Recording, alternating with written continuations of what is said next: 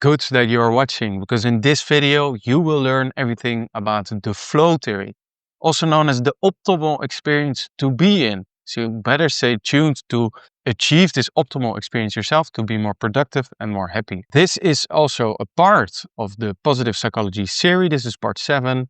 If you like this episode, you probably also like the other episodes, so look at the playlist of it. If you don't know me, I'm Luc Thomas, organizational psychologist based in Amsterdam. My bachelor thesis was actually about flow.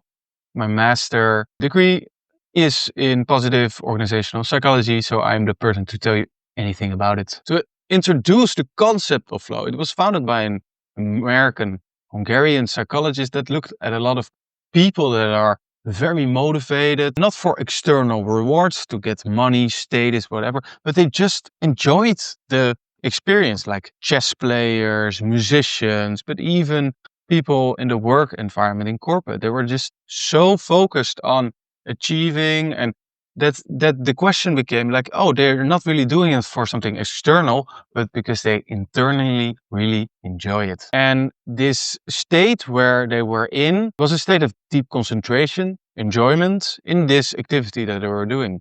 And they became so fully absorbed that they lost track of time. Sometimes they even forget to eat, and they experienced a profound sense of fulfillment. Well, the famous book about the author is an American Hungarian psychologist. If you're really interested, I would highly encourage you to look at the book, but this video will give you a good introduction for it. This flow state is that they saw that more flow is often correlated with more well-being, but also more performance. So if you want that, stay tuned. A very important step is to notice, when does the flow occur? Because if you know that, you know, hey, I've been doing something that triggered this flow. So if I trigger it again, I might experience more flow. Well, the concentration and being fully absorbed in something is, of course, one of them.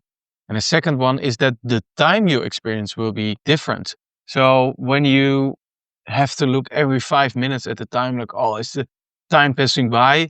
You're obviously not in a flow state. I can tell you that for sure. There's also this confidence, this feeling like you can do it. You're proactive. You're acting out. You're not being you're attacking it, basically, or you're becoming totally absorbed and in tune by it. And there's also the intrinsic motivation to do this task. So these are the characteristics to know it. But then again, the question also for you, the science is also clear on how to promote it. And one of the first one is to set clear goals. If you don't have any goals, if you don't have any ambitions, the flow state is actually very difficult to increase. And the clear goals also need to be specific. What do you want? Why do you want it? How does the outcome look when you achieve it? Very important. And then if you're start doing it, but you don't have feedback like, oh, am I on the way? Am I achieving it? Your mind will create this doubt and will therefore not feel the intrinsic motivation to keep pursuing the goal. And the last one, very important, there needs to be a balance in the challenge and the skill. And I will show you this as well. On the left, you see the skill level, so it could be low or high. And then you see the difficulty level, which can also be low or high. For example, if your skill level is very high, but your difficulty is low, you will experience most likely boredom and no flow. Too easy. Then again, if the difficulty level is high, the skill level is low, then it might be too overwhelming and it will create anxiety. Not optimal. The optimal experience is within managing skill and difficulty. So even if your skill is low, make the challenge not too high. But if your skill is high, make the difficulty higher.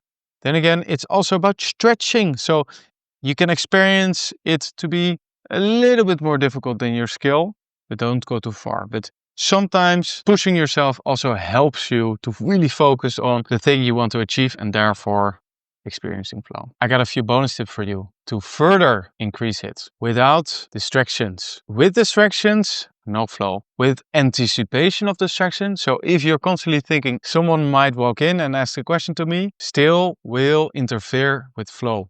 You need about 7 minutes to refocus again. And studies show that if you're switching from task to task, so if you're distracted and back, this costs so much energy for your mind.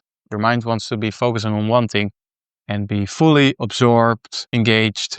So no distractions. And then the third one, or the second one of the bonus tip, follow your intrinsic interest.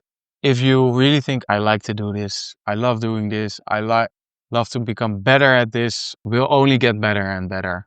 The flow you will experience. The call to action for you, based on the science for the upcoming days. Think to yourself, were there any moments that I experienced this flow? And why did it occur?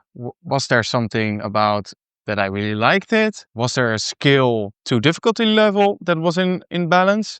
So why did this occur? Ask yourself this question, because if you know the triggers or the ingredients, then you can recreate it and be more happy and productive. Then set clear and achievable, intrinsically motivating goal. So think to yourself, based on your skill level, but it can even be a small thing. This upcoming day, 1 hour, I want to sit down for the thing I've been postponing and I actually really want to do. Set a clear and achievable goal.